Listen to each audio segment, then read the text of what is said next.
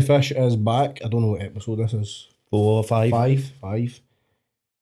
We've got a good friend, one of our own, a veteran, a brother, Niall O'Flaherty.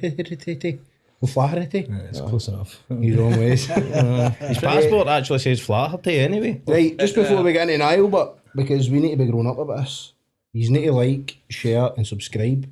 And you've got a nice message you're going to send to people for buying us a coffee, ain't you? You rehearsed it when you came in, so go for it. Jordan. Aye, so basically buymeacoffee.com. Fucking, you're a prick. It's nothing to do with coffee, it's how you support us. If you want to take your podcast to the next level and stuff, you go on, you can donate anything, but it starts at £5 and it just helps us with booking fees and whatever else. So if you're feeling generous and you're not a rotter or a Tory, go on and help us out.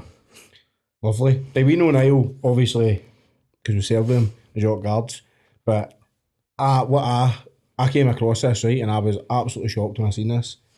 As this chat was on the feed, Niall is known for we Abdul at Follies Rangers. Basically trailed you about the tune on the internet. That was seen. No, I made a beeline for him. To be honest, I seen him starting to shite and I had to say something. Aye, there you go. That's what I was known for, man. No, I was just there. But anyway, how about you now? How's things? I'm brand new, mate. I'm brand new. How's the heat? Shot me across the bows with that. How's the heat, man? Still fucking at 63 centimetres, man. Same as it's always been, so. Biggest bear skin in the British Army. Aye. I actually gave me a guard one time, but aye. No, it's good. Life's good. Life's alright. You appreciate the better times when you've been through the kind of. When you've had to hang about with Jordan. Well, no, that's the better times I'm talking about. He carried you, didn't he? Yeah. Carried you through your army career. No, I remember. And he's the one with the sare knees, you know what I mean? How does that make sense? Have you seen the actual size of this guy by there? I remember in training doing battlefield, what was that called? Reenactments? No, mate, they paired me and you up to do a fireman carry. The battle PT. Battle PT. Oh, I could I did a have big breakfast that day. I could have carried him 10 metres, a big fucking idiot. Things like that used to happen to him and me. I just big slob man, big deep body. I play I the was real just deep struggling body. to lift that fucking heat, man. The rest of the body I just forgot, just gives his heat. So how's life been a civvy? Have you adapted? Are you coping? Well, do you know what's one of the kind of biggest markers is you start to see the time go by. See, since he's joined and when you left, you start going, man, that's been 10 years, it's been 11 years, it's been 12 years. Like, keeps on going. So you don't even think about it. And I suppose I can speak for quite a lot of folk that have been in the army and that, and it doesn't encapsulate my full being or anything like that. Like, that's not who I am as a person, a soldier or whatever. But it's part of who I was. And I think that you never lose a wee bit yet. It's there with you. You never ever lose it. But it's never at the forefront. Mm-hmm. You're always a soldier. So it's like once a soldier, always a soldier or whatever. It's like, don't think I could really do a CFT or anything. No, know what I mean? But that's what you'll get planned from out the front, I'm not doing it. What was a jack wagon? We've got a two camera tonight. But Jordan's on it and all, so if he's listening on Spotify and or watching, he's missing a treat here. That's alright. There's about 20 minutes till I get my dick out. In all seriousness. Yeah, talking about dicks, there's another rumour about you. The biggest foreskin in Scotland or something like that. What is this? I have to pull your foreskin out your fucking heat. Nah, you're daft, man. I'd take half if I could have a big foreskin like that, man. Holy fuck, no See, chance. we went to exercise, didn't he? A sleeping bag, he just twisted the end of it like an end of a joint, mate, and pulled it back up over himself. The bouncing belly. Before we get into some serious stuff, right, you were on the telly and all, you know? Pointless? Aye, pointless, aye. How did you do I suppose that's if we're being factually correct, my first TV appearance was with John McCririck and Tomo Air Races when I was about 7 years old. I was on his lads and chain chick on my little Jake going behind him going, I thought if I had the favourite, and I'm sitting behind him like that's my first TV experience. So if we're actually being factually correct, that's when I was first on the telly. But I was on Pointless, aye. How did you go on the Pointless? I just applied. It's like how do you get to Canary Hall? Practice. I just went on. Me and Where'd you get to? Did you get a final of it? do you know what, it's my good mate Paul Montgomery. Shout out Paul. We went down to, we actually went for an audition in Glasgow first. It wasn't obviously televised. And one of the we got through, they'd play Pointless, like a mock Pointless. And we get through to the final and that. And I was the one that kind of gave one of the good answers. It was like English speaking countries that countries that have English as one of the languages, right? But isn't their primary language. And we see because of Matt Richardson, who watched the Barcelona game in that way, I knew about St Vincent and the Grenadines, right? That's how I knew about that. Army trivia, right? I knew about, oh yeah, man, I've fucking shout out to Richie too. A lot of Richie, man, aye. But so I knew about St Vincent and Grenadines, I was like, St Vincent and Grenadines. So like, we used that, right? And that was a winning answer, so that gets through. But then when it comes into the real thing, just made a complete and utter balls of myself on the telly, like an impression of Basil Brush. No Basil Brush, that wasn't it, was a Badger. Badger. Like, honestly, man, that was one of the answers, man. I don't know what came out of me, honestly. So as a judge, I just done it anyway. But we get through the final, we got a Pointless trophy. Did you bring it with you? Oh no! I still didn't count the show and tell. Pointless trophy, man. I'll fucking bring you still that with you and shit Of like course, that. I fucking do. Right up in the mantelpiece. Well, I don't know. I've not got a mantelpiece. Coveted Pointless trophy. It's on the window ledge, man. Next best thing. So that's a scheme mantelpiece. But what do you call it? We got through to the final. Me and my mate Paul carried me through it, and I suffered quite a lot of heartache for that seeing back. It feels bad seeing you on the telly. You're like, I don't remember this. And one of the answers was Sam Fox, and Sam Fox, but I said Sam Hunter. That was my, like, obviously it was in the ether somewhere. I couldn't remember the name of it, but Pointless. We're on the telly, music, blah blah blah. What I'm known for, I don't know. I don't know if I'm known for much. I'm infamous, real and famous. You come for the Olympic of Scotland, Ayrshire. You then joined the army, right? This is obviously when I met you. You obviously draws at my stories, but I always knew you as a SS gremlin, a positive guy. You know what I mean? Funny, kind of laughing at. Was that you, or was that school? Well, I suppose that everything that everybody does every time they go out the house is a kind of mask and a screen on it. But I suppose I do enjoy that side of life. So you're having a laugh with people, because you get people relaxed. And folk don't have to pretend. So you, like, if folk are talking about the bosses or whatever like that, like, that's not the person that person might actually be. So you might see a different side of them on a Christmas night out, and you might see a different side of them at a birthday party. Aye, when their boss is on the gear and that's it, man. And you might go on with them. But so a sex gremlin, I suppose, is a fair assumption. But I'm not quite as bad as what I was in the army, like. I don't think, because I was probably, a lot of the years were probably when I was really struggling with mental health, and you're kind of actually, you are masking it with a lot of substance abuse. I mean, that time I was at my get him in mind. He said to help me down, had my boots on, I'd take them from one of the blocks to the other. Like, that's when we went to pub right next day, do we know? But the whole battalion was waiting on me. That's a true story. But you're not getting that justice, mate. I'd be like sitting there, I'm a young boy, never touched a drug in my life, and next thing you and Dalglish, a wee ish, but the next thing they've scored this Kettleman. Kettlebell. Was he no Motherwell's manager? Kettleman. And next thing, obviously, we the bear skins in that room, and whatever Dalglish thought the bear skin was a dog or something like that, and he's trying to feed this dog, but it's a bear skin. Using the curb chain as a lead. Next morning, that's no true. I was just like, next morning, there was about 6 coaches on the drill square, and we were going to exercise for a couple of weeks down to the pub, right? I'm lying gonking, man. I've always said I'm in lying sleep. I can't remember. So they've known us. Yeah, because you're not going to tell how it feels. You're going to butter us up, yeah. Jordan's with a cider, man. So next thing, they're like, right, Jordan, you know Niall's best pal in that army. I was like, aye, right, go up and get him. So I'm chanting the doors. Good dogs, for me. So next thing, we get through to him, and he'll open the door. A big fucking puddle of piss, man. Swamped the bed, hey, but didn't even have time to get ready. I was like, go for a shower and that. Like, no, you've not got time, the full battalion's waiting on you. It's like, I don't know, just don't piss. Right, see by the time I get in, like, oh no, they are actually, man. If all the wagons were all sitting, man, every man in the battalion sitting on the fucking buses waiting on me to go. I'm like, oh, no. See when you hear stories, talk about a shame. Oh, fucking shame. You hear stories, boys, and it's literally. The good times obviously outweigh the bad times in the army. You know, these are the things that kind of keep you laughing and joking at. But of course, do you think everybody we spoke to have had trauma of some sort for serving in the military. Do you think this helps? Like, do you think this masks the bad times? See all the good times we've had?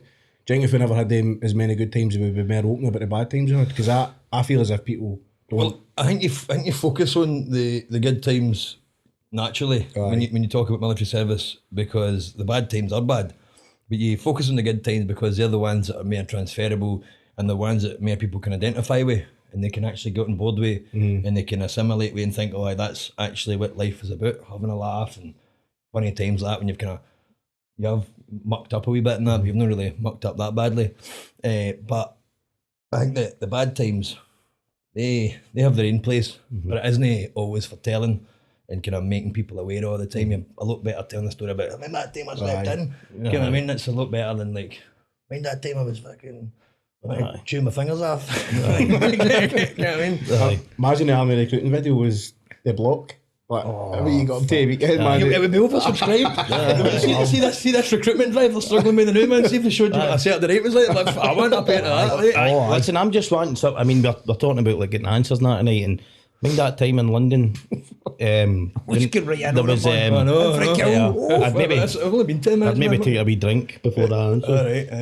Right, so mind that time, like usually I went to a gay club down the Embankment. You got a standing ovation and went missing for 3 days. That's right. Where did you go?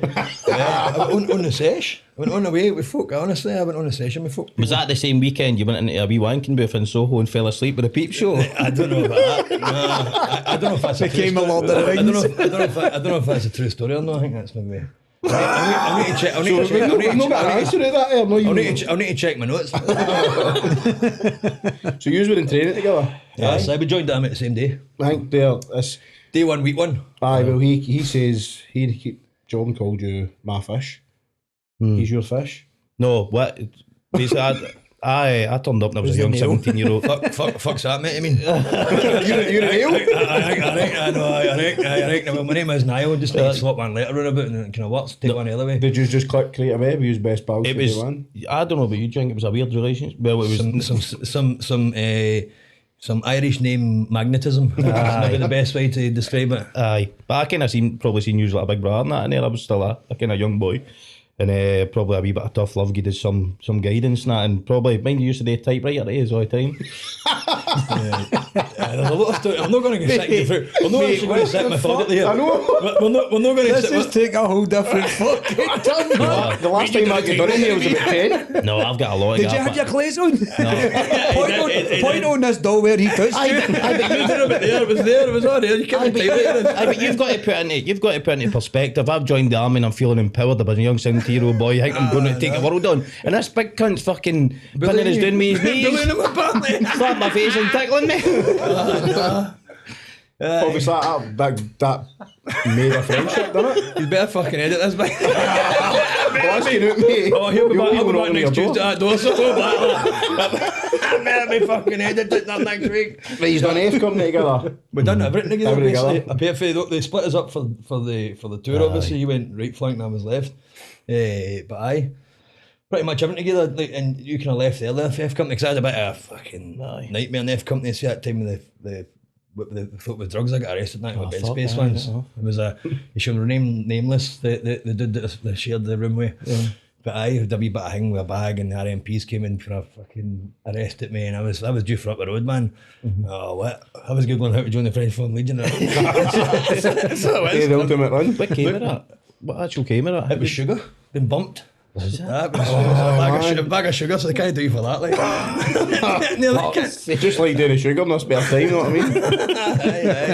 I love my tea. I love my tea, me. The RMPs must have hated that F company, that block, man. That was a torture. It was filthy, wasn't it? Aye, man. That was horrific.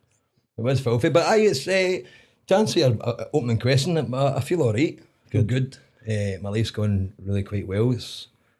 Everything's kind of challenging, up and down, and it's never gets any easier. No matter what you think, like oh, I've done the army, I've done this, I've done that. Anybody's mate, do you see what life throws at you? Just charging on. See what I said to you last week as well, and that's a wee bit cheesy and that, but for the first time in years, like seeing you like kind of as if you're projecting, like, actually being happy for once, and it's good to see it, man. You've been painting that out of me with your stories, haven't you?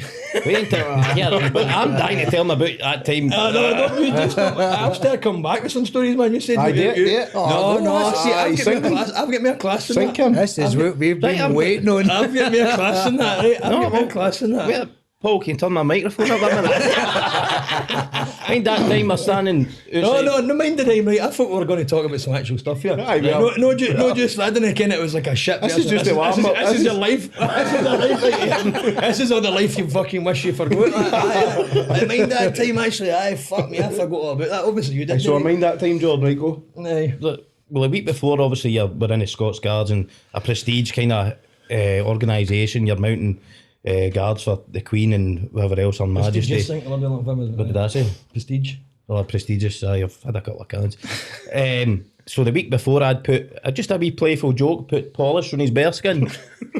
So the next week, we're standing there waiting to mount guard, and he's the rank next to me, and he just kind of leans over. Obviously, he can't talk in the Scots Guards, and he goes, "Here, boy, see you done that." That polish last week, I've rubbed my balls and my foreskin over your curb chain, which goes under that. So a sweltering hot London day, I'm stood there with his boss sweat dripping down my chin. And that's why you've got such a good growth. Passed on some testosterone. There you go. How about that, wee brother? Oh, he's got the worst beard I've ever seen, man. See if you look at it from the side, turn to the side. Wow, man. What? I think it's alright. It's a spoiler off a car, man. It's like, I've literally got you saved the sauce and salad in my phone book. What's that about sauce and salad? It looks like he's serving you a kebab. oh my god, man. There you go. Right, anyway. Aye, that's my story. So, My soul been hurt enough for it, aye, so is that what it is? Cheers, mate. Is that you feel vulnerable now, right? Get out. what age were you when you deployed to Afghanistan? So I can figure that out, when was that? 20? I mean, so I was born in 89, and then it'd been 2000, and when was 12? 2010? Up Eric 12, 2010? Aye, I think it was, aye. So would that have been 21 in fact? So what would that have been, like in August time, August, September, October? Aye, Because they came back as we came into the battalion. So that would be, I'd have been 21 then. Mm-hmm. Sure, me and you were BCRs, the final BCRs, and then Aye. you were a couple of both. No, Some of the boys went, some of the boys stayed. Can you remember like the first time like getting tell? How did you get told you were going to Afghan? I don't know, I can't even fucking remember to be honest with you. I think I don't know, I think they sent smoke signals or something. But I think like that, one of these big lamps, it wasn't a batter, it was a big foreskin like we need you to come back. No, I don't know, man, I can't remember. Same like everybody got told, I think, but it's a naivety of youth, but see that, like you go through that training thing and all that, it's like, because the Army's a lost boys club at the end of the day. Mm-hmm. That's what it is. Like, you kind of want a place to belong, and you want a place to have a bit of camaraderie and feel kind of wanted, and feel kind of everybody comes from different backgrounds. But really, when you start to actually dissect and kind of dilute and boil down the type of people that join, especially the infantry, you begin to end up with the kind of same person. So you do, which is unfortunate. But also that is their modus operandi in the military, is to kind of prey upon, and in my opinion anyway, to prey upon and like really look for the kind of dudes and kind of make them feel that they're going to sun. But the only thing is that you need to trade off with, by belonging, you also need to go and do some really fucking horrible shit things. But see and smell and hear and think about really horrible shit things. And you're leaving a little drink and you're doing it. No. You're leaving out to have a beer, man. And when you're allowed a beer, you're allowed 2 cans. You're allowed 2 cans after I have 2 fucking cans. He was getting 2 cans. No, remember Cyprus. that? Remember Cyprus? Oh, aye. I pissed myself on Cyprus. Before I get a can. Because he was going on an aeroplane. I mind that way, they're marching back down Carting, so it might be a pure proud moment. No, we never got that. Did you not? No, we were the baddies. Mate, we get 4 cans. We get 4 cans for some reason. 4 candles. Two in Cyprus. I went to bed, pissed myself and woke up. I was late for the flight, so I never had time for a shower. Like your time. Runs in the family. Did you do the decompression in Cyprus when you Yeah, stood with the back? comedian and all that, the music and that stuff. I done that, man. I went swimming, right? So I obviously you need to pack your clothes and they tell you what to pack. I didn't pack it. So went swimming, only had a pair of boxers. So they get binned and I was just wearing my combats, my last combats I had. And I went go-kart and I had that vibration when you're driving. So I'm driving, man, I've done a couple of laps and I've farted and I thought, oh, No buffer zone, there's no buffer. fuck. I went, oh shit. I had to stop, right? So I got up with I had the fucking suit on and I ran for the knees down, man, right into the toilet. And I thought, don't, man, don't. These are the only fucking combats I've got. Traps the doors, I was like, oh, I'm done. I'm done, man. I Mine, we can't get a do kit this. check before we went out there, and obviously we all get pissed. So it was like the second, it's the day before the day left, and we were all pissed. And that's I think we were in Richmond now, and I get them vacuum packs. I just found these. Hoovering them. So I decided to pack all my civvies, not a single bit of military That was kit. the same night. Forgot to you pack get- your pack of iron. So you get, what's that water thing? You put the water and it takes, you put it in a muddy puddle and you take all the good water. The water filter. The water filter. We fucking put all the buckfast in a bucket and we use that fucking water Aye. thing. That's rotten, don't try it. It's fucking I went rotten. down for a kit check, and I don't think I'm going to be using it anyway. everybody was in their kit out, and I was like, I've packed anyway. I don't know why I done it. I took all my military kit out and put all my civvies in it. So you like taps and all that, and it was a kit check, and everybody put their kit out. There was a battalion kit check, and I'm like, oh shite.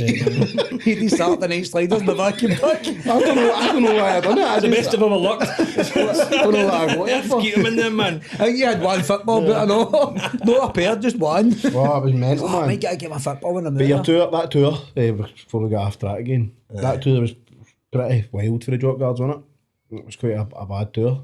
So you were getting ready to go to Afghan and you did pre-deployment training. Aye, pre-deployment training, and you go down to the lid where they kind of start preparing you for going over there. They start exposing you to the sites and that. You'll see the language and everything else. Can you remember your time with that kind of? Aye, it was all the kind of the mock kind of, I would say Afghan villages, but I suppose it'd been years maybe when they were going to Iraq today, it would be like mock Arabic villages, I suppose. So they have them, and there's native speakers, and there's kind of the set up scenarios and that for you. That's in some of the kind of more kind of active aspects of it, but a lot of it is you go and you get kind of schooled in sightline and trigger points and what to look out for IEDs and that kind of stuff, which isn't really real to you at that point. And it's like, aye, all right, aye, sound, that not happened to me. But pardon me. The one thing I remember is they were asking them, I always remember, this humour gets me through, was they were asking about what a moped might be used for, and I was like, a getaway vehicle for a suicide bomber. It's a bit of a thinker. Getaway vehicle for it. That's what, honestly. There's going to be people sitting still, don't get it. No, but you do it, but it's funny, but by Lid, to be honest with you, one of the main things I remember about Lid was the first supper I had for a chippy just near it. Was the one that done the Mars bars? So good, I don't know, but it was good. It's absolutely beautiful. That's one of the main things I take away from it. What about obviously one of the lessons was language? Do you remember any language? Oh, Kalam. What was that again? That was pen in it. Kalam.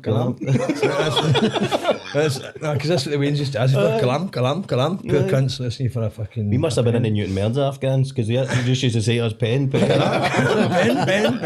It's only because they like a chibby bit. That's what it was, really. Nah, I suppose on La Suna Porta, I think was one of them. And I was Hands up. or something like that. Sweet Jordan's obviously wanting us to ask, how would you remember? No, I know how to say. Don't indulge him. I know how to say fuck off, you bum slave. Nah. Give us it. Uruksha Badranga Konaraki.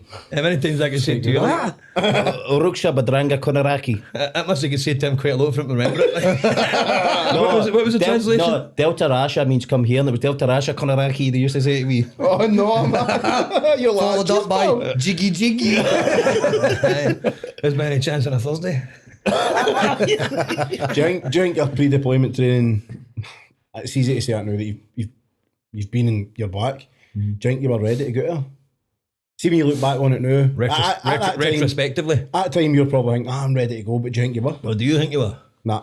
Oh no. Do you think you were? I was I immature thought I as was fuck. ready to fucking Did you? fight the world, man. But this is the thing though. This is going back to my earlier point about the Lost Boys Club and that, and about young boys wanting to believe that they belong somewhere. It is the exploitation of the young mind, which is, whatever way you want to look at it, is exactly what happens. So, of course, and they create this bond between you all though, that you're like willing to do whatever for each other and willing to fight and die for each other and that kind of stuff. So they create that unique bond, which is kind of, I used to call it state-sponsored radicalisation, to be honest. That's what I called it. See, at the same time as we're hearing about ISIS or Al-Qaeda or whoever it was, the Taliban or whatever, radicalising people. Actually, what actually happens is the British government, the MOD, the mainstream media radicalise people. They radicalise the boys into be the best.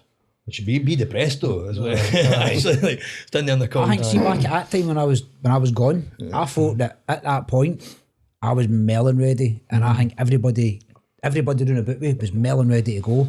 We're melon ready to do our But job. looking back on it now, But do you looking think back you're on ready? it now, I wasn't until the first contact. I was like, You don't know much about What when you're the that fuck age. is this? my arse fell out my first I remember contact. I'm not gonna lie. the first patrol, and it's a kind of, it was like a surreal kind of experience. You're like, am I here? Am I doing this? And it's this. Mom! What to go back on it, did he?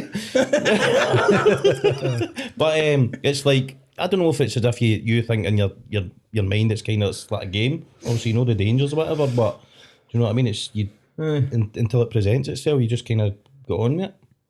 I think, you know, it's a tough one, really, right? Because obviously you are, and you're about as prepared as MD's going to be, and you've done all the real build up and all that. Because there's been in the military and there's been in the infantry. You know what I mean? And there's, because you get everybody does is it the common military syllabus. I know it's rusty for me, but it's called that. It's the first 12 weeks that everybody that ever joins the military does. And after that, you do your specialist training, and then after that, you do your pre-deployment training and that. Like again, when you're actually in a kind of an active service role, and you feel as if you're ready, and you feel as if you're looking for it. But I don't know. It is a philosophical question. That were you ready? I don't know. Could we go back? I think if I had a time machine, the last place I'd be going, we go back to ask myself if I was ready. Go and see some dinosaurs or something. Never been to Greenock, I don't know. I know.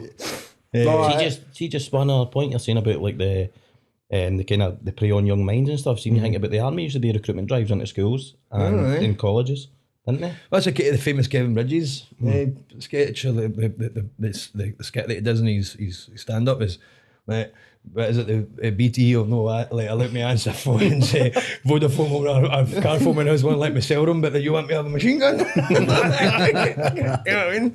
Something like that to paraphrase him.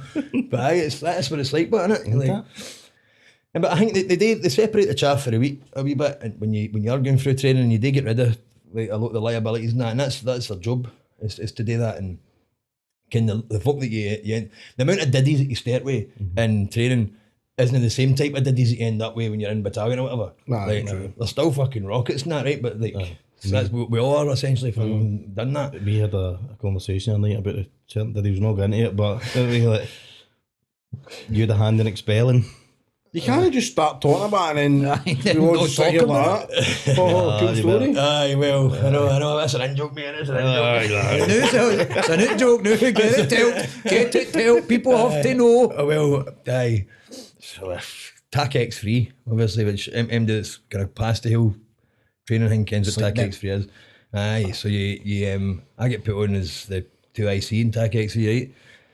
And for my pals like Jordan and Big Patterson and that, like I was like, come on, let's go, come on, we're through it, but there was two boys, my ways, and I don't know why I named them, it's a bit of a shame for them, but like when they were struggling, I was like, mate, no point killing yourself for the army, man, mon, I'll take you to the sergeant now, man, come on, they look after your health first, man, like, walked them down so they could jack themselves, like, get rid of you, man, going back squad yourself, man, I'm sick listening to you, like, honestly, everybody else was like, come on, keep going, come on, we'll get through this, but it's just like, mon, Come out of your private pile. can I? Big shape of live ammo. So we take us back to Afghan. Aye. Sorry about the Grim Reaper, but what happened in Afghan that changed your life? Well, I suppose it's that heat in it. try to wank in the toilets when midday, try to knock one off. But as dangerous as it gets. What caused you trauma in Afghan? That man, I think about that often, man. You ever try and have a chug in the toilets? See that the previous one I had a chug over a stick, man, with a tits through on it. These two are fucking made for each other, man. It's a good laugh, isn't it? You've got to laugh. You've got to laugh. I don't know. A lot of things change your perspective, I think, when you go to Afghan. I don't know. It's in it like I suppose it's the same as any other war zone. Whether it be, you could go back as far as fucking time began. Like, I think that folk that were fighting in 1066 kind of walked away from it going, "Oh, that was a fucking cakewalk." You know what I mean? Give me a pint of mead, man. I'm fucking off my nut. You know what I mean? Don't want to see a bit of chainmail again, for fuck's sake. That's what it'd have been like. You know what I mean? It's hard war fighting, isn't it? Talk us through. But that's what they talk about is the golden thread. Is what see war fighters and that there. It's a golden thread goes through all the centuries and through all the ages. That's what it is. Which is what is it? One of the oldest professions of for prostitution is infanteering anyway. It's like you're a whore except you don't get shagged. It's only your mind that gets shagged. Well, if you're lucky, you don't anyway. I suppose. But aye, there was a few things that kind of stick out in my mind, a bit change my mind.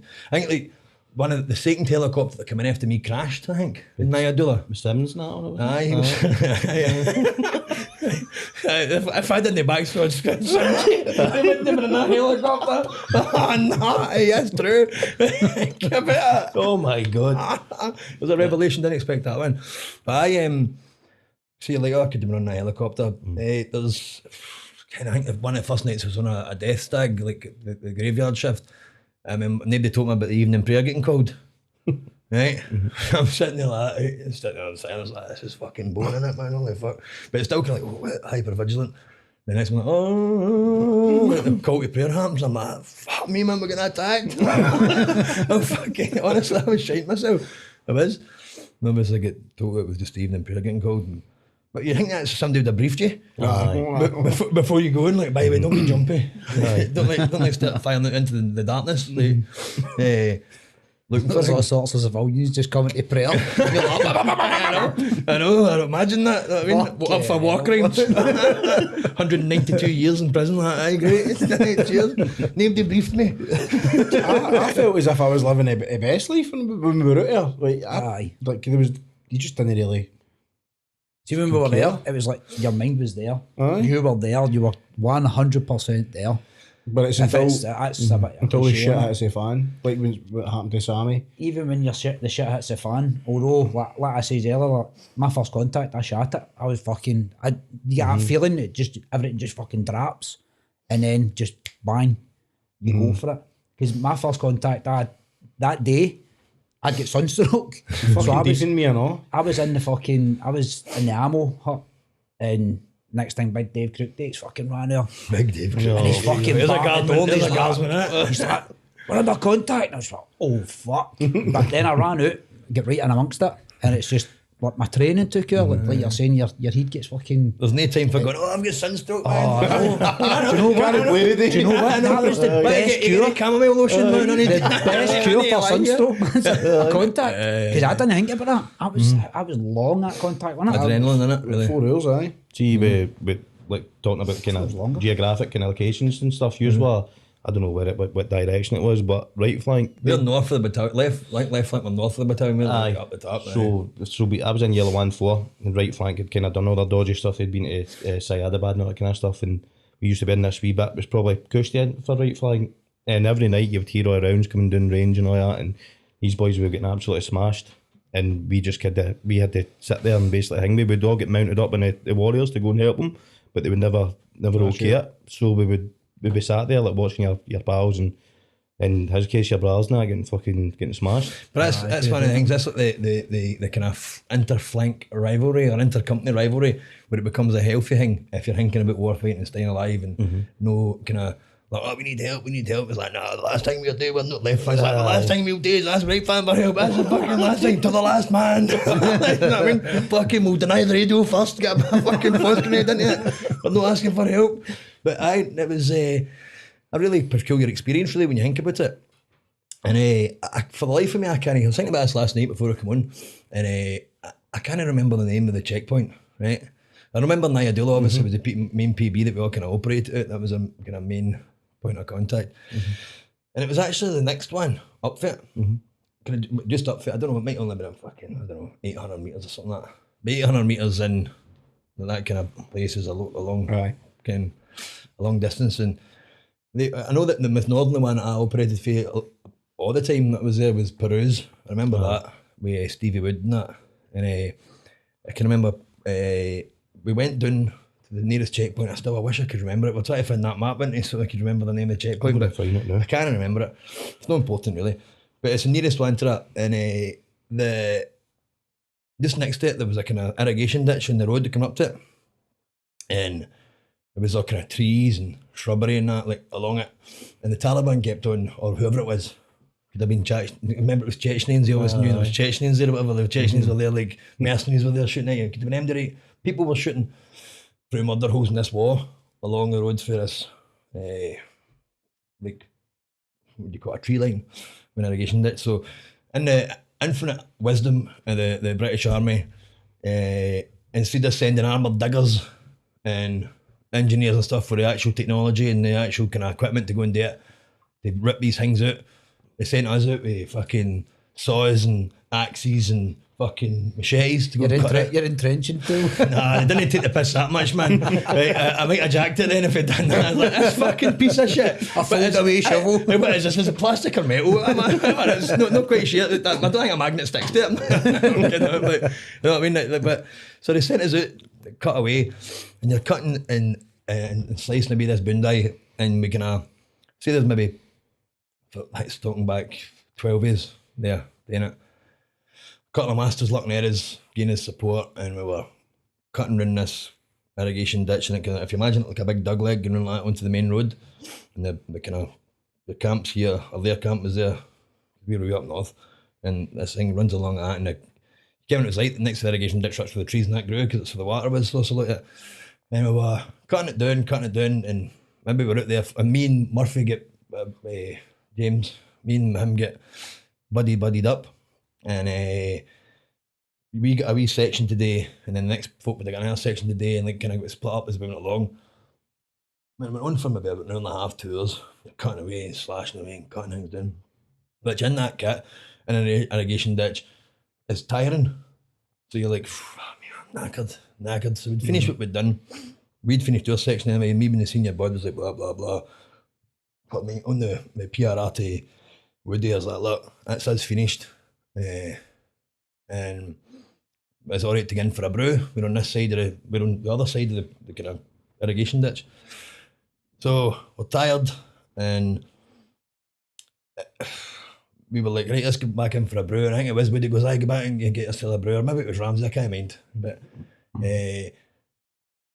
he taken his stuff off, gave me his rifle. This is Murphy I'm talking about, James. He jumps out of the irrigation ditch, right? So I flung his day sack, his rifle, and my rifle, my day sack to him. He sat sort of down behind him, right? I'm like, because at this point you're tired. You don't want to get wet again. We just dried off. So you don't want to get came irrigation ditch like Full of shite. fucking full of shite. That is where they piss and shit. I would say that's where people piss and shit that live around about there when they walk along the road. There's no public convenience for people to use. It's that irrigation ditch they're getting shot in and pissed in. So he was at the other side, and I've kind of gestured to get down there. I was like, get round next to it.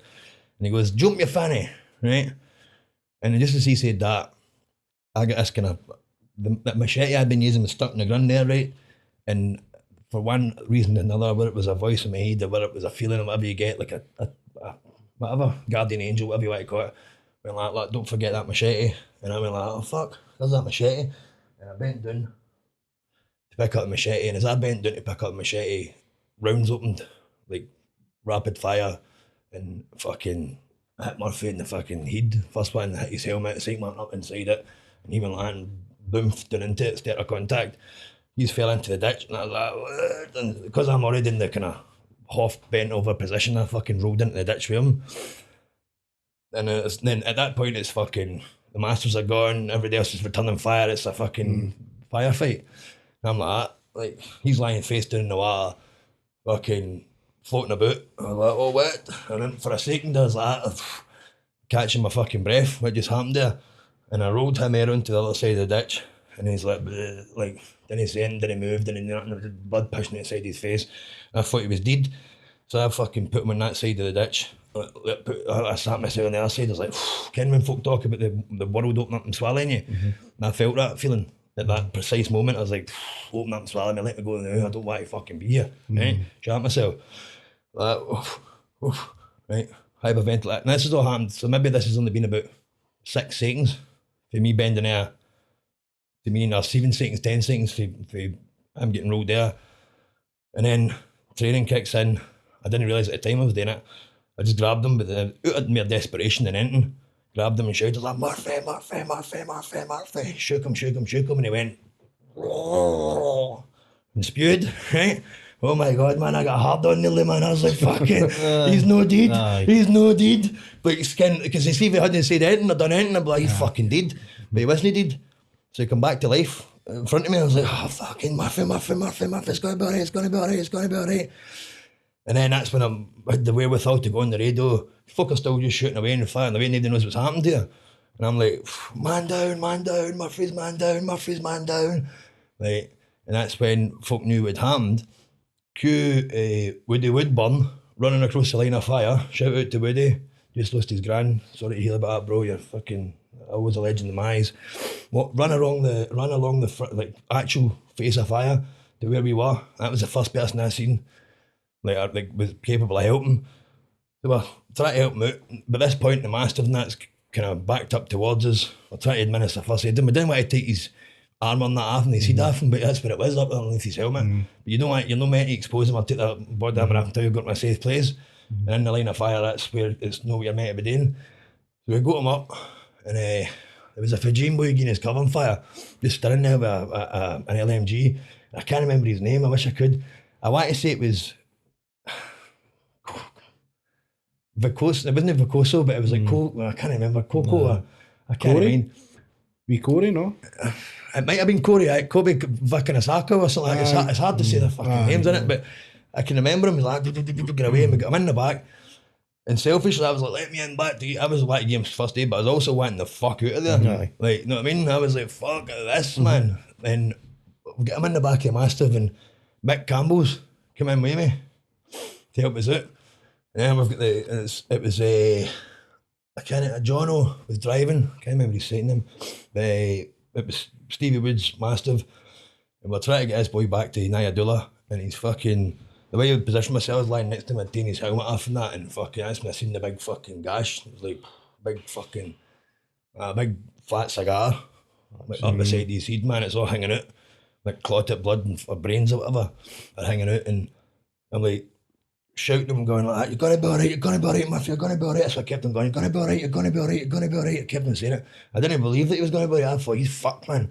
And what do you call him? Woody's shouting back, going, is it coming out his ears?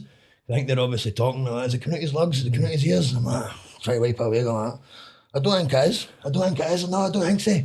I think that's a sign of like a pure split skull, and I think you can just tell the helicopter to not even fucking bother coming for you.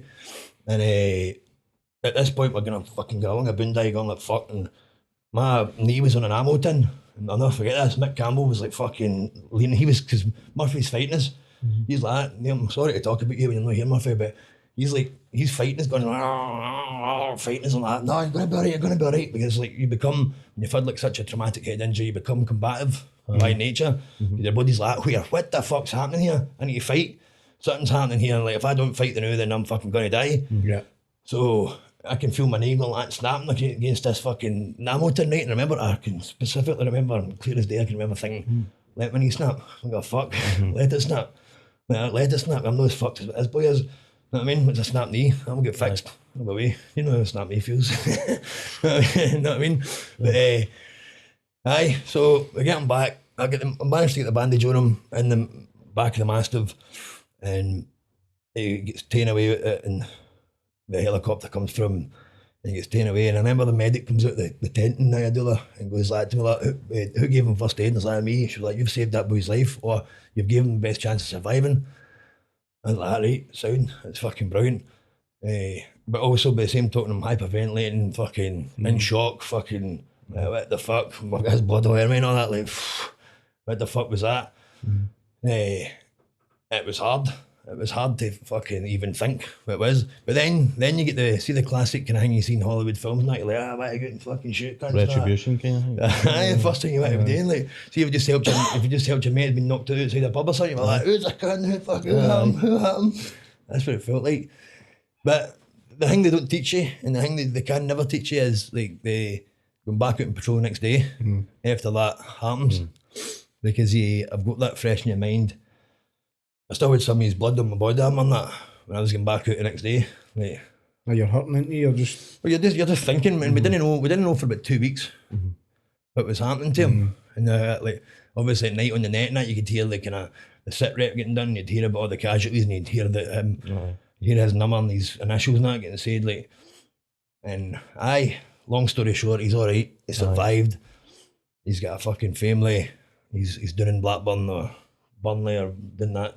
Nick it Woods. But I couldn't let his last words be jump you fanny. No. You know what I mean?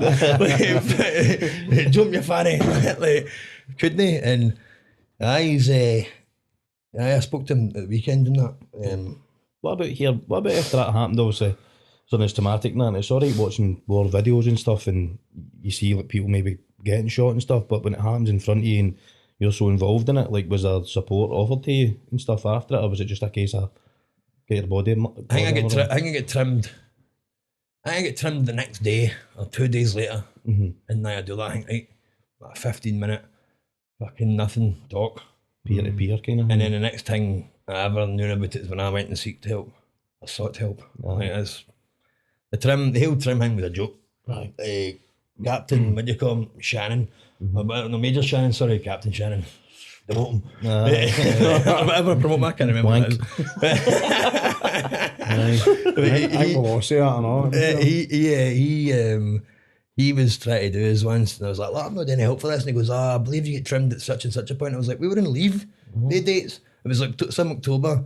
Like, remember the year later, and it was like, I believe you could trim this time. And I was like, we were on leave. I think if you go check GPA, man, I was on leave. See, that's absolutely disgusting. That's the immediate answer. But you got this. Well, look at me.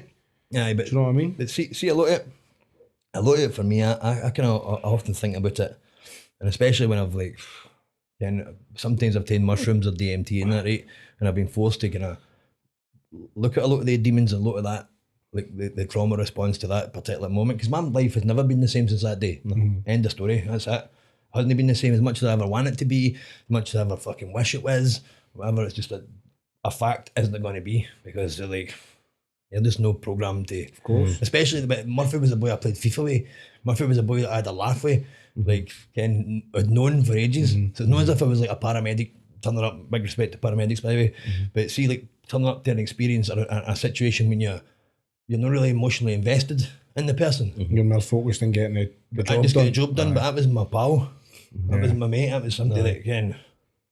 You can't what's the word? Comprehend. Compartmentalise. Aye. Because it's I fucked that one. Comprehend. Aye, but still How right. how kind of long after that tour did you realise that something's not right here, or did you know right away? I suppose it took me fucking years. A lot of denial in there. I think. Because see, I'd have been having beers in the block and that with you, and I wouldn't have knew any of this had affected you. Do you know what I mean? So Aye, that's true. We would all have been drinking. That's what me and McHugh said. We call me didn't know. Like, no, but see something like I get treated like a dick. With some of the fucking, it was Remsen or something. Remsen treat me like a dick when they were back in camp, right, back in Bullon. Treat me like a dick, and Cav was like, what the fuck are these cunts even know about? Like, treat me like they even fucking have a clue. But that's just what happened. I mean, and you don't do it for respect nor that, or like, no, you get treated like a dick. But you especially don't want people treating you like a dick. You're like, fuck you, you're fucking. It's like hindsight in it. See, when you're looking back and you can think, I was acting like this for this reason. But the same people were treating you like a dick at that point. See if they people could I look was back acting like a now. dick, well, to be honest. I think there's see some of reason these for stories. that. There's reason Of course, for that, but that's the stories we're talking about. See, like the no turning up and the full battalion waiting on me. That's after that. You know what I mean? Something giving a fuck about your parade. What? Where we going pub, right? What? Queen's birthday, is it? I tell her happy birthday. I'm fucking come back in 4 weeks and get me, or 5 weeks and get me, like fucking right. And people aren't paying attention to what's really Well, because the problem is they just care about what the situation is there and then. There and then, aye. Because, well, the rank becomes important. What is it? Your boys, you get called men when you're in tour. Pardon me, and you're back to being a man and a lad and a boy when you're like, see when you're back in the camp. Got your boys again, right, boys? That must have been a good after we come back for that tour. That was like another 2 years or something like you were in for, wasn't it? I just didn't fancy it again, man. See, after that, because I think about it a lot, near enough every day, or whatever. To be honest, it's like why the duck? Because it's like, see, if I hadn't ducked, if I hadn't bent down to pick up my shit up to get, I think it was Paul Ramsey's. Machete. It was either Paul Ramsey or Stevie Woods machete, right? And if I hadn't bent down to pick it up, I'd have ate one in the back of the head. And he'd hit one in the front of the head because it was a fucking a semi-automatic and automatic weapon. Aye. So we'd have lay there for fucking minutes, long enough for him to know. See if the two buddies get fucked, then who's helping you then? It's not until you do that reorg or the regroup shit that you go, oh, where is every cunt? Every cunt checking in the PRRC at that point. Me and him are fucking bled out in the ditch. Face down and what? Me and I did. Like that's a sobering thought, but it's also a thought that gives you a lot of questions. Like fuck. I know, and then when you come back to normality, you're back into battalion. You've had your couple of weeks leave, and then you're on a CFT. And you've got somebody screaming at you, calling you a prick because you're hanging out at the back, and you're like, mate. Never. Yeah, see, that's where you're wrong. But I'd have probably You taken didn't do CFTs, did you? I'd have taken an extra couple of weeks off probably. Just went AWOL, man. Fuck it. See, Feel there was a CDT by the time I come back. see, like a different perspective, or like kind of worry and stuff, and no worry. But I can remember like lying in a cot bed one night in Yellow Man phone, like kind of a weird feeling was there was so many people in that country. What had you did? And it's, I don't know. It's a horrible for thing, me. yeah. It was just a I sobering get a thought. feeling like that. See when you went patrol and you would go through like wee villages and that, and you would see the people in the wee villages and the wee towns. Aye. Looking at with disdain. Every one of them looked at you as if No, everyone. you just fucking kicked off every granny. Did you see any value in your tour? I remember when knackered and Abdul Malik, his name was, he just beyond Peruse where he stayed, I forget his name. He actually gave us for Eid, he gave us or Ramadan, I can't remember what it was, but he gave us a goat as a present, and he brought it down to us, and it had to be the Fijians that knew how to fucking slaughter it and kill it. An actual goat? We going there again? Fucking back on the goats, man. He's got an actual semi. Did anybody eat the bobby? No. Sean, pour a bit of water on that, mate. Pour a bit of water on that semi. You're non-alcoholic beer, mate. There you That, don't you? You can have a real put on if you want. Nah, I don't drink. I'm sensible. That's the thing, that's another thing. See, like, to be honest, see, about 2017, would have maybe been my real, like, breakthrough experience with dimethyltryptamine or DMT. Not you got old Joe Rogan and everything. Never tried DMT. like, but honestly, and that kind of brought me out one of my stupors I was in, like a real fucking bad. I was sleeping on my mate's couch, wasn't doing well at all, fucked. And my mate, shout out. I'm just The phone shout out, you mate. mere shout outs and Clyde Band, mate. Don't worry. Can I get a song, please? But so DMT, breakthrough experience, fucking catapulted to the middle of the universe, fucking speaking to these mad entities, like telekinetically, so you weren't actually like actually speaking to them, you couldn't say anything. They were responding to you before you could actually say anything or muster any thought. And I basically just like, stop beating yourself up, stop fucking bringing yourself down, stop destroying your life, enjoy your life, go out there and fucking make something happen, enjoy it.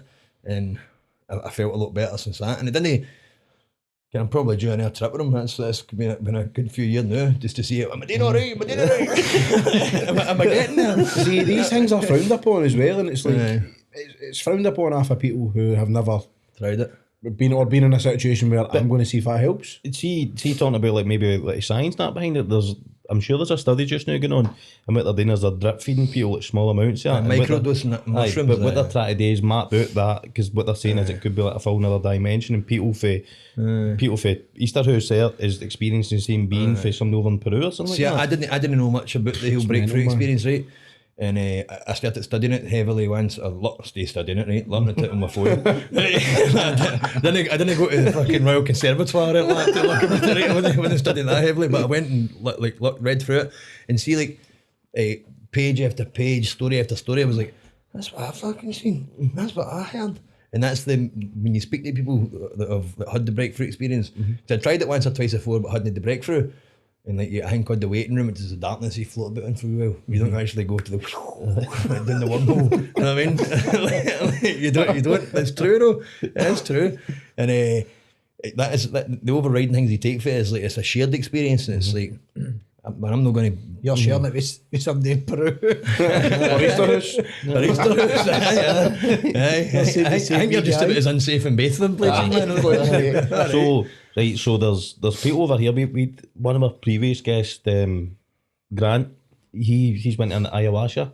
Oh, ayahuasca, right? Ayahuasca. Dimethyltryptamine is I think if I'm not a chemist, it is the active ingredient in there's a psychoactive agent in a lot of like, ayahuasca. It's just a kind of DMT, the kind of powdered version I had in the kind of dab rig thing is like what would you call it? The refined version or that it's been filtered through to get that bit out of it. I think ayahuasca, because you ingest it, not through your lungs, and I think DMT exists in most organisms or organic material, so it's quite an abundant chemical that's running about. So your body through the lungs, it's called the businessman trip, so you can be up and down in 20 minutes. So it's not as if you're like, But I on a ketamine. I mean, it feels like, but I don't mind, I was away for 10 minutes, but it could have been 10,000 years, and I wouldn't have known any different.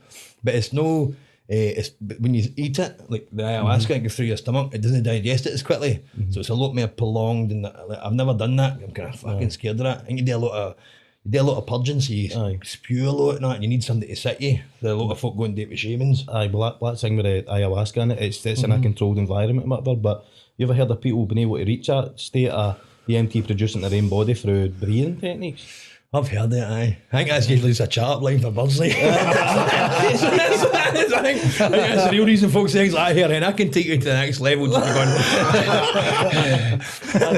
I couldn't. I'll add off it. you don't need to try, but that was your first attempt, but it's not bad. They see me talking about erogenous zones, like, just behind your lug, that. But aye, so. Can't mind how we go in that conversation, but aye, So it's helping anyway, innit? Well, that was your path out of the. You never forget it, but some of it does help, aye, and I think you need to find your own path. See, I'm struggling, maybe be listening to this, or even folk you know, even yourselves. See if you're struggling. There's no black and white, concrete map out yet, and ultimately, the only person that's ever going to help you, by the way, is yourself. Right? It's an uncomfortable truth. Right? It is an uncomfortable truth. Because you actually feel like, oh, I want somebody to help. See your ma, your dad, your brother, your sister, your missus, your boyfriend, your whoever, your mates, none of them can help you. They can be there for you, can support you, but see, help comes from within. You can't actually help yourself. I'm sorry. sorry, where are you going here, man?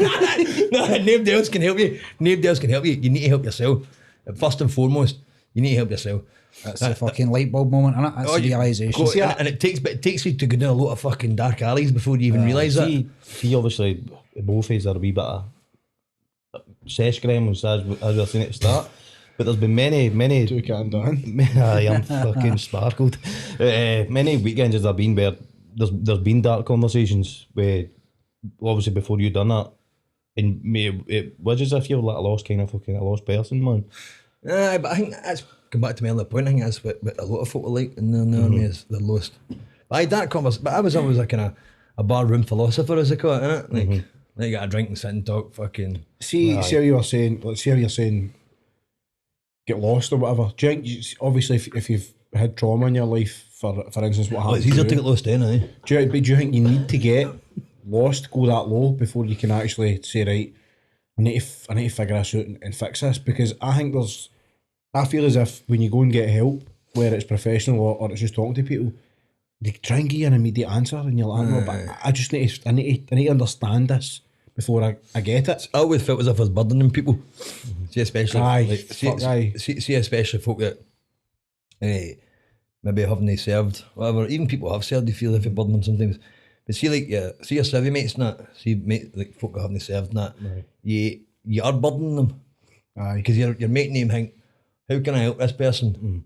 But actually, like, the only person they can help is themselves, and they can help you be there for you. Know, like, oh, look, okay, what can we do for you? It puts them in a shit situation. You're Puts them in just a a shit- fucking aye. elephant in the room, aren't you? But then by proxy, that can make you feel even worse because you feel you're making them worse. I've been trying to explain that a lot to people. It's like, I can't help feeling like this. I really can't. You can't. You're like, there's nothing I can do about it. I need to feel this.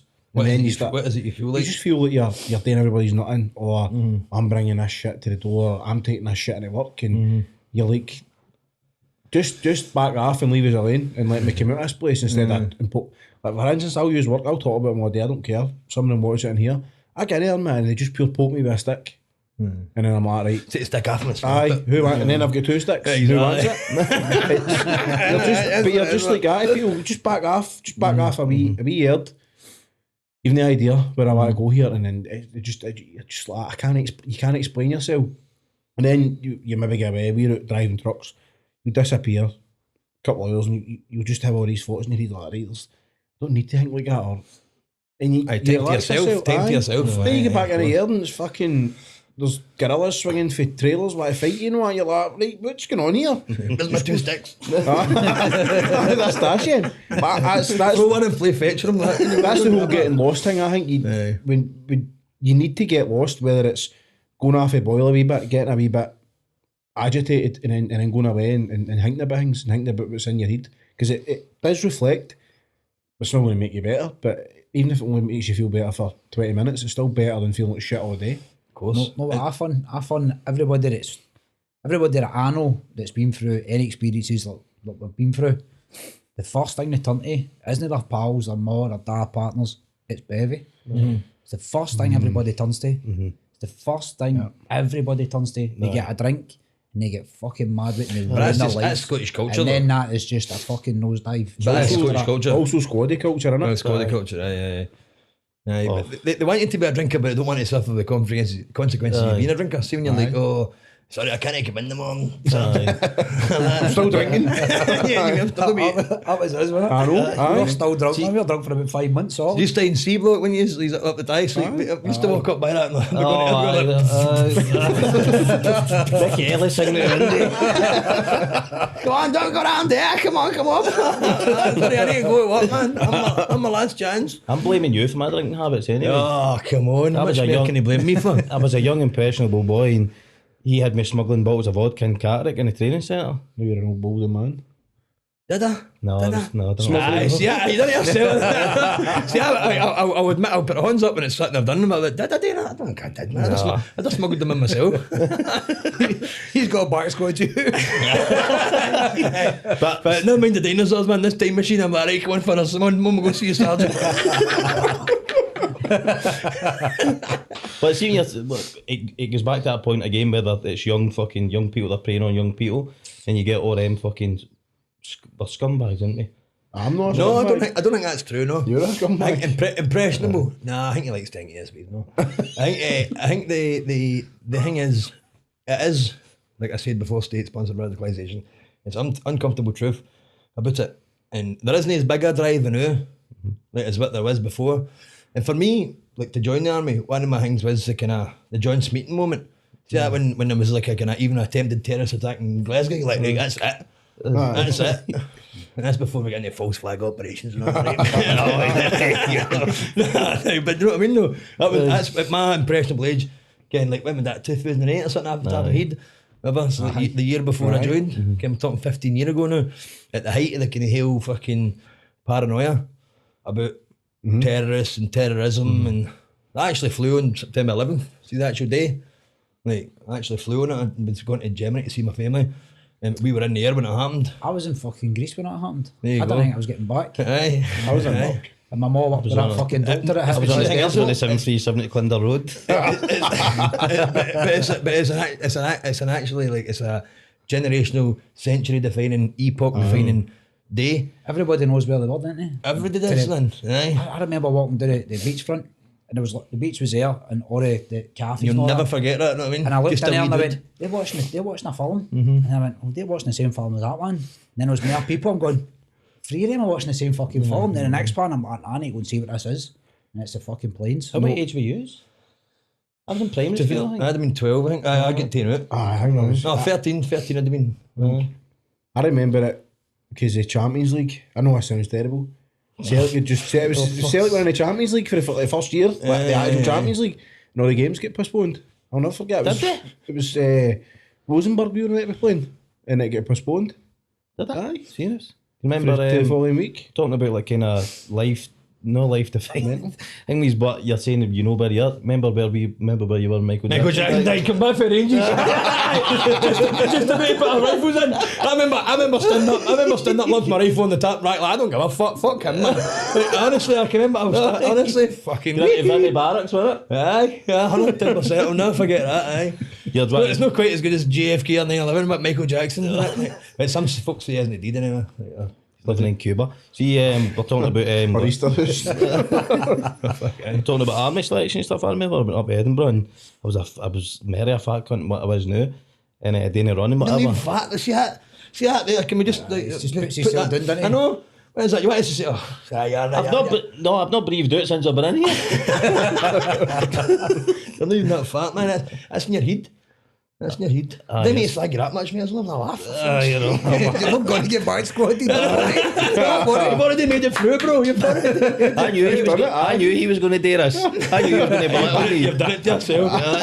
You've done it to yourself. He said to me the weekend, I was speaking on the phone, he's like, oh, I want to lose weight now. I was like, why did I just stop eating sausages, bro? Stop eating sausages and move, man. I've diagnosed myself with diabetes. I'm taking injections for diabetes, but I've not got it. Right, so obviously we've had a couple of drinks tonight. I've just wanted to say, Mum, can you get in touch with us and give us a wee lift in the road?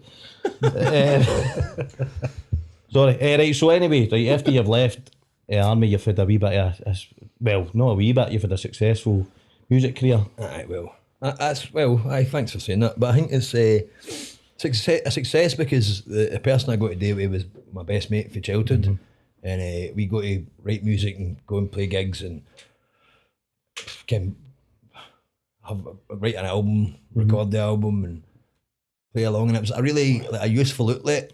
See, for a lot of the stress and anguish and fucking things I wanted to get off my chest, it's a really useful outlet, and it kind of offsetted a lot of the what would you say? I don't want to say PTSD, right? But it offsets a lot of the internal turmoil. The shite is rolling about. The pish, aye. So like, if you've got that to focus on, you've got that gig coming, and that gig coming up. Me and him are going to meet up and write a tune. And Gives you a goal, doesn't it? something today, aye, and you achieved it, and you're kind of getting there, and it gets it off your chest. But when you're just lost on the music, you're there, and that's all it matters. Playing that tune, which, to bring it back to Scott's Cars, but see that drill. But it's like, okay, This is why we do this. You know what I mean? This is our kind of therapy. something today, aye, of course. But it's therapy with people as well. See, watching it, I watched a few. Balls of shaming. See, Talking about Paul's a shame he's watching this. Somebody's lying to me a day. I watched a podcast on YouTube and it was in your living room. I was like, what do you mean my living room? That's not my house. That's Paul's studio. I said, you think that was in my house? He's like, Have you moved in? I was your house. Why I'm not his. It was Paul's studio. This is my house. I was still like, See, I'm but- still shocked. sorry, I've got you. You should be sorry. You nearly put us to sleep.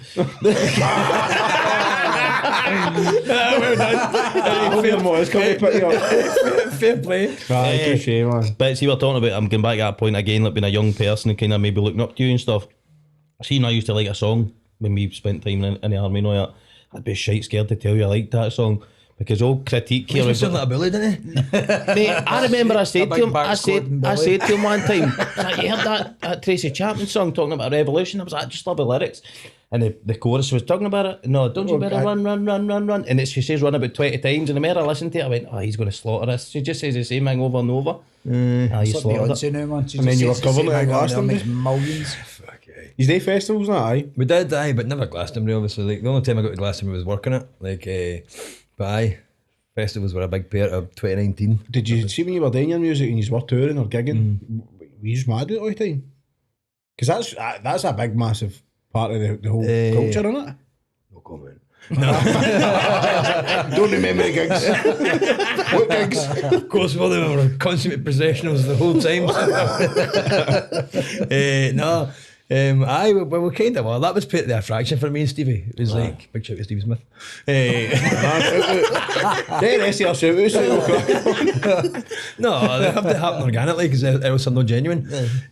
But aye, that was a big attraction for us. Was came with your mates, got in, like, for instance, we went and played the Jura Music Festival and all the way there, and we get paid there and you get dinner and put up for the night, and a wee That's tiny quality, boat, man. a wee tiny boat takes you in there and you go and play it. And, like, we played in this fucking pub till like fucking 2 o'clock in the morning. There's folk hanging for chandeliers, literally, and all that, man. It was fucking like mental. See, You know? boozing's it's good when you're doing it with the right people for the right reason, innit? Oh, but I've You been can the other crack side, on. man. See the other side, the actual other side of alcoholism. I know I'm sitting having a beer the noon, that's because I'm in a relaxed environment and I'm kind of, be honest with you, it's kind of, it helps me speak about things now and again. You know what I mean? Like, because if I was just completely straight and sober, I wouldn't be like, nothing much happening in Afghanistan. It was just kind of this and that. So it helps you open up a wee bit. But when you're doing it for the right reasons, it's good. But see, when you're, for instance, in years gone by, when I have been struggling, when you're no interacting with people that love you, when you are just getting up in the morning and getting smashed, Aye. people listen to this, maybe like, won't it just be alcohol we'll be talking about? Maybe it will be marijuana, maybe it will be cocaine, maybe it will be heroin, maybe it will be crack, fucking ket, whatever it is, abusing any substance to numb the beast. And What about gambling? What? no comment. Right. No, but I mean, I no. love gambling, man. That's still Yeah, you can talk about substance, No, right? I know, But I I know. know a few people who. With sex and all, you can bring it to like, getting it like birds, like chasing birds, You chasing get this, ready for chasing. Jordan. I'm a It's warm in here in his That's defence, man. I'm assured. Gambling though is a good one because it's risk taking behaviour, but gambling's probably one of the most insidious, right? Because you don't have a bank balance of sobriety. Well, you do, but it's a lot less than maybe the money you might have. So see, when you're sober, you might be able to drink 20 can or whatever, right? But eventually you're going to get drunk and fall asleep, right? But see, if you're chasing I don't play roulette, but I like horses and football. But see, like, if you're chasing that roulette machine, if you're chasing the fucking reels, you just go to it all away. Aye. But it hasn't actually altered your state of mind, really. Like, you've had the buzz of, up, down. You've had that buzz, beyond the an altered state of consciousness. Is it always You're got just to be? raging, you've lost all your money. Is it always got to be bad though? See, like gambling, like again, people might gamble, and then they might not care about the money. They literally might not care. They're doing it Too much, because they're wanting. I'm playing this. I'm part of this. See if that's helping somebody, and it's their money. Well, of course. Is it bad? Is that a bad Everything in thing? moderation, in it, really. That's essentially what we want to say in it. Like, everything in moderation is like, no matter what you're doing, it has to be in moderation. It can't be to the nth degree, because that's when the fun stops. And that's what the big advert is, isn't it? When the fun stops, stop. Like, we gambling. See, every Friday I get paid. I've got like a limit on my. I can't remember what it is, like Bet365 or something. I put 20 quid in it. Looking for a sponsor. I don't know my deep throat with that. Hey, you want to be famous, don't you, babe? Muscle memory. Sorry, uncle. Screaming down the microphone. We do better listening to that. Sorry, Spotify. I remember a funny bench story is. Remember that it was night Celtic were playing. Was it Barcelona, No, was it at night? No, I don't think it was. Wanyama 2-1 had. Aye, but I was in the room above you. You were down there, directly below me, and he'd put on whatever bet. Next thing, it was if it earthquake, man. Doors fan. Yes! No, it was the one the night before that had the 250 on the free draws. That's what it was. I can't remember who were playing each other. It was like maybe Real Madrid and Dortmund and all that. Like, you're a big Dortmund fan. That's who one of them. Let's not talk about Dortmund, mate. It's like I get my heart torn out my chest, man. But gambling, everything serves its function. Like, I suppose if you want to do it and it doesn't really impact other people's lives round about you, and you can do it in a controlled manner about it, anything you should be able to do. See if you look like by activity and all that, what does it boil down to? Is it serotonin or something like that? Dopamine, serotonin, it's wee hits, everything. But then you can get them for like wholesome activities. See, like, I don't know, helping a wee old woman across the street. But it's helping a woman across the street, holding the door open for somebody. See, letting somebody out that junction. If you drive, for all the drivers out there, see, just got that and flashing lights and going, when you go, when you go, wait, you see how good that makes you feel. It's like I know the folk behind you will be raging, going, fuck this stupid prick, man, you're letting them out for. But just let folk out, and it makes you feel a bit better. So there is wholesome activities that can make you feel better. I don't like what you're saying about sex and that as well. Like, see, I watch You a need to lot. have it before you feel it. I've never felt so single in my life. I've got one of the fleshlight things. And you leave it. Make sure it's the flesh. And all it does is underline how single you are when you're watching it drip dry on the radiator. So you not seen us last year anymore with the love eggs and that? Aye, we're still there. Was that Easter time only? No, love it, lassie. What about used to? What about used to? What's happening? Used to? You feeling good? I'm No. actually No, in a You're struggling a bit, aren't you? big time. What is it that's making you feel? Everything, mate. Just life in general. But I obviously I get through combat stress, don't know, and even there like that, what's going on, man? he could be at the highest, but at 10 o'clock in the morning, and then come 10:30, he's done. Don't like So bullying at any level. I don't like disrespect at any level. But bullying yourself, it sounds like the right No, that's just, we had this conversation with combat stress the other day. I'm just not kind to myself. But you're just like that. Fucking then you get into that work, and honestly, I've only got 2 arms and I want to put about 30 people in a headlock at one time. See what you were saying? It's never going to help you. You're trying to, when you're feeling like that, and it's affecting the people around about you. So I'm fair to say I'm one of the people that's running about you. And see when he's at work, like we went out on the mountain bikes on the Sunday, and see that person that I went out on the mountain bike with, it's not the same person on Monday. It's a completely different guy. He just, Different mask, innit? he just comes in and he's like, this fucking place. And then he'll just walk out of the yard and he'll not even utter a word. But I know now, just go, let him fucking I know go, what you're just let him saying, go. but see at the same But it's, you're time, like that. but people need to understand as well that you're put in that situation and you're getting made to feel like shit, and you're literally in there with your back against the wall and you feel like you're up against every cunt. I'm not saying that's the case, but that's how you feel, and you feel as if every single person in there is out to get you. Aye. And that's the way I feel. But that's borderline paranoia, isn't it? It's torture. 100%. I'm torturing myself. Torturing yourself, of course it is. And But see the people in there, and you've seen it first hand, mate. Aye. Like a day, I could use a day as an example, but we're not getting into it because I'm trying to forget about it. no. They just throw wee bits of wood into that fire, mate, and they go, watch this bum. That's a really salient point you make though. See that, try to forget about it, and is it serving you, no caring about you? And see, like, for instance, see the story I told you the night?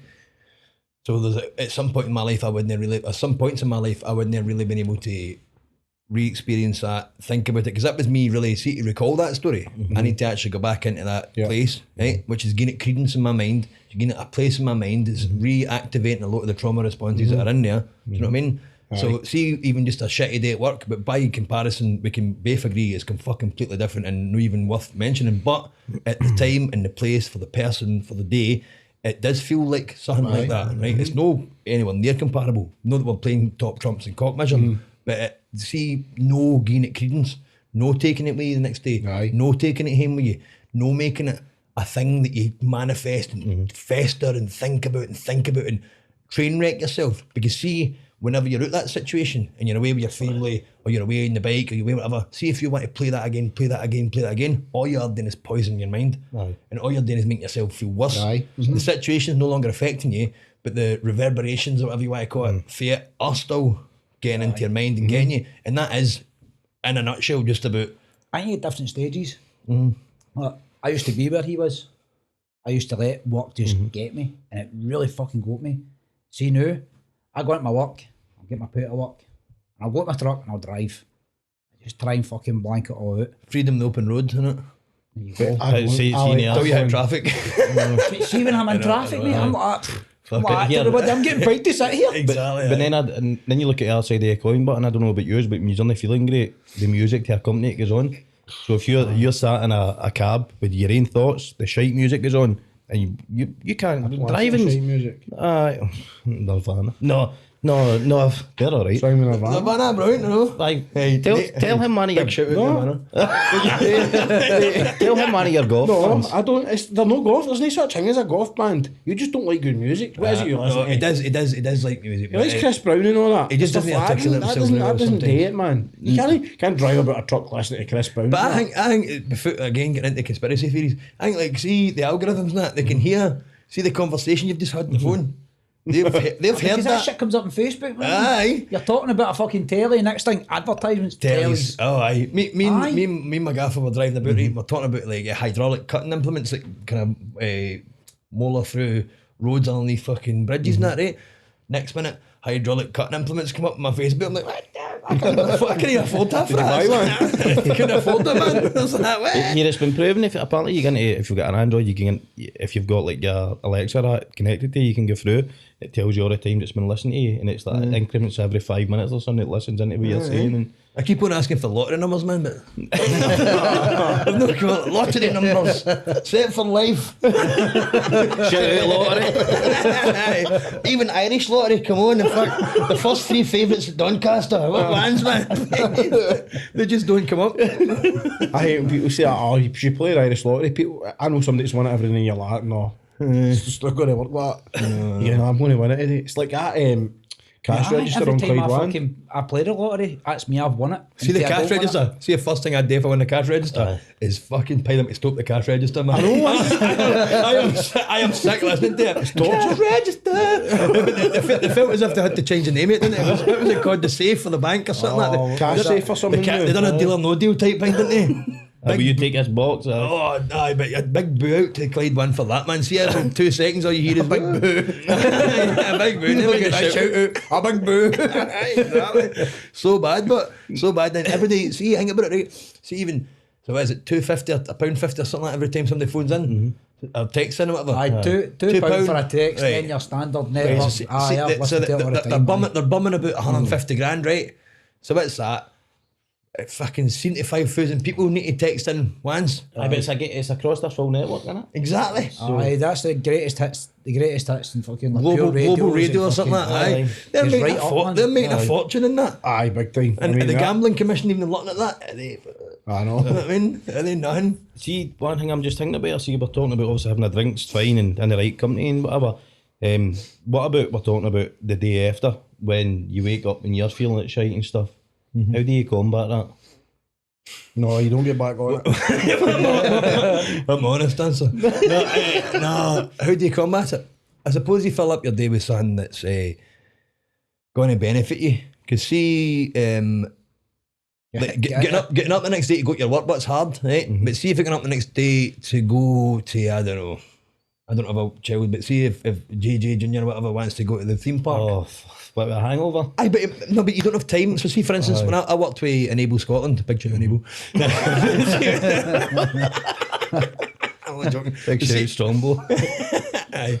But see what my Enable Scotland, right? So I work with people with severe difficulties, mental difficulties, learning difficulties, what you want to call them, physical impairments, mental impairments. And I worked with them for 2 years after I left the army.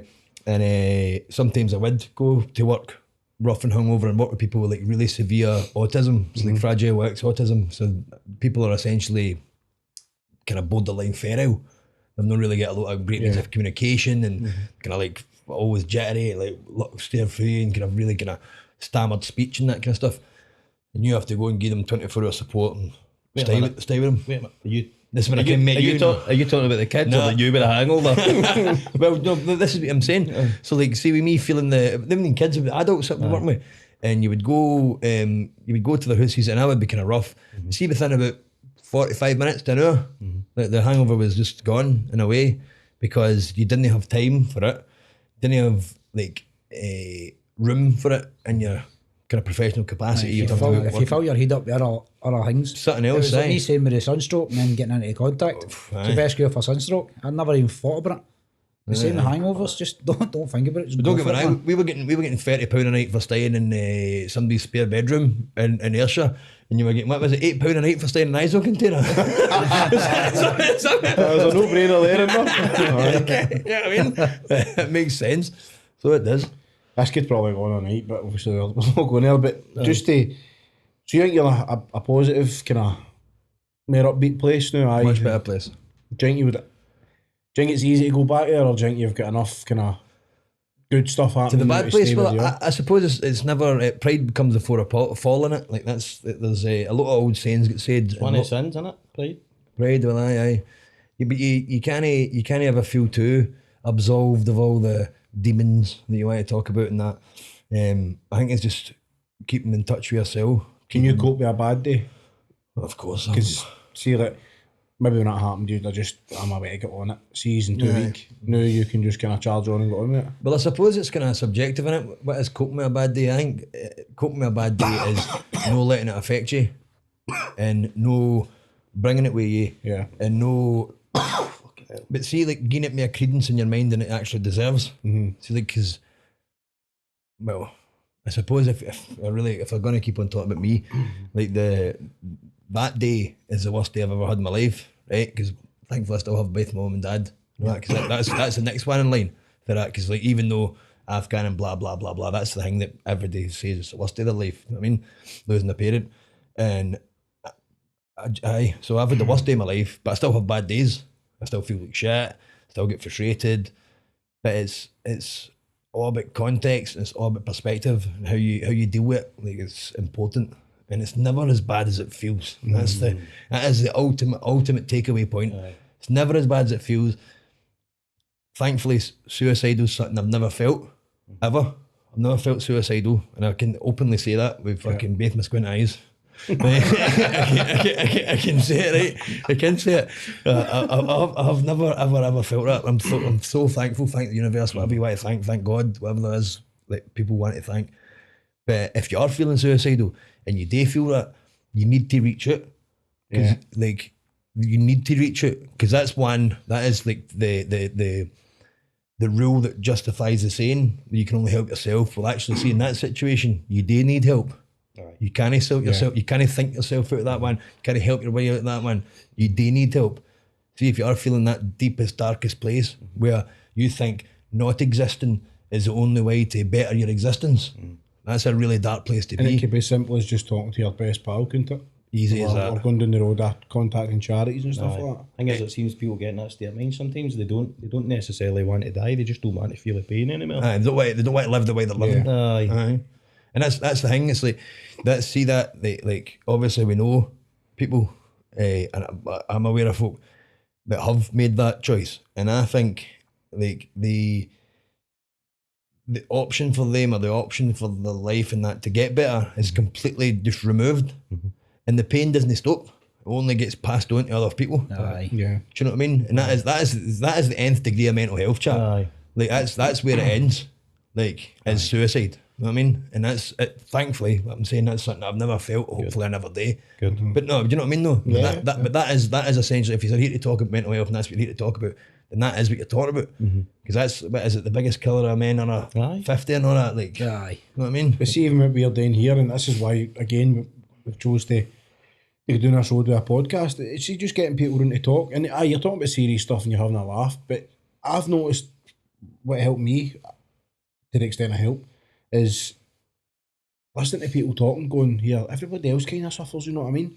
Look at them, they're sound, they're alright, man, it's cool. Do you think when you're in that moment of need, it's as if it's the most lonely place in the world, and in your like kind of state, it's as if nobody else in the world's ever felt the spell that yours in it, and you're just sitting there in your own fucking. Your simple daft wee thing that's happened that day is bigger than anything that could happen to anybody else. Aye. And try to get people to understand that isn't fact, it's just how you feel. it's hard. I mean, only some people do get it. I mean, we all kind of understand where we're coming from, but it's Aye. some people, like as somebody who's been a civvy their whole life, not all of them, but there's some people, again, I'll use work for example, just don't get why this little daft thing is sending me over the top, because I've got it's been knowledge highly and strung in it. stuff. It's been highly strung in it. But see even that just the civvies whole your life and that, like, see, I would consider what I went through to be a traumatic experience and that, but see some civvies that have been civvies in their life have been much worse things happen to them. Much worse. Abused at a young age. Oh, like fucking really, really abhorrent things happen to them.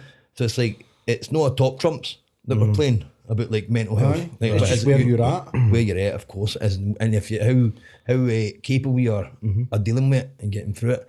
And the overriding thing that I would always try and say to people is, you'll get through it. It's a Buddhist saying, this too shall pass. This too shall pass. Do you think it's a yin and a yang? Like you have to have the bad to have the good as well. Well, I'd say recently I just discovered what the actual yin and yang symbol actually meant. Was it? Was like, so it's good and bad, right?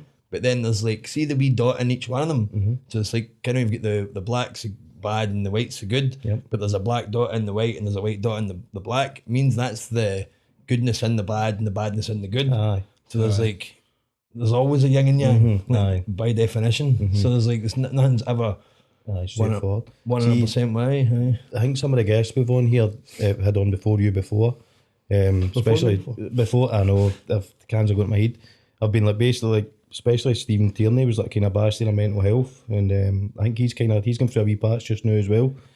And I think everybody just needs to kind of put an arm around him as Aye, well. what a guy he is, man. Show him a wee Never bit of- underestimate the power of a cuddle. Oh, By definitely. the way, see a cuddle.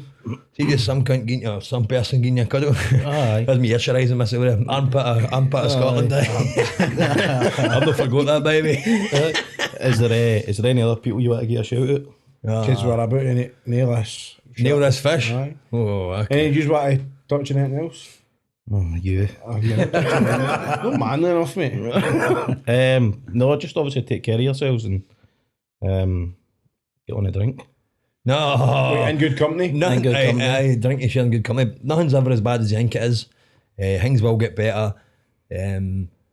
Reach out to folk, find your own path, and don't let things drag you down, because the miraculousness of existence is astronomical. That you get one chance, and it's 6 minutes past 9 on a Tuesday night now. But Ken, time is yours to have, to enjoy, and to get there. Do you want to give a wee shout out to your other half? Oh, aye, Louise, of course. Aye.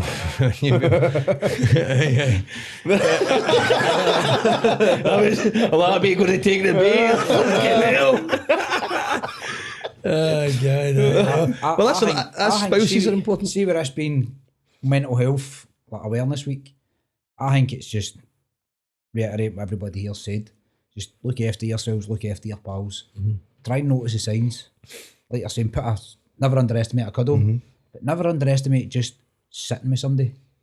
Don't need to say a word. Sometimes you don't need to say a single word. Just be there. Aye, we've been here many a times. Aye, just be there. It You don't need to helps. say a word. There's a lot you can do. It's just assess the situation and just roll with it. What's the old saying? Is you've got 2 ears and one mouth. Yep. Because you should listen twice as much as you speak. Yes. Well, Niall, it's been fucking brilliant, mate. It's been It has. awesome. It's Cheers. A privilege. aye. Well, I would like to say so, but It's good. It's good. To, for you, aye, I'll see you next year, you fucking dick. sometimes the you best live. chats are with people you know in it. So of aye, course. no, mate, it's been brilliant, and that's a nail on the fish. Thank you, Niall, mate. No Thank you worries. very much. You're welcome. Everybody keep safe. Much love to it.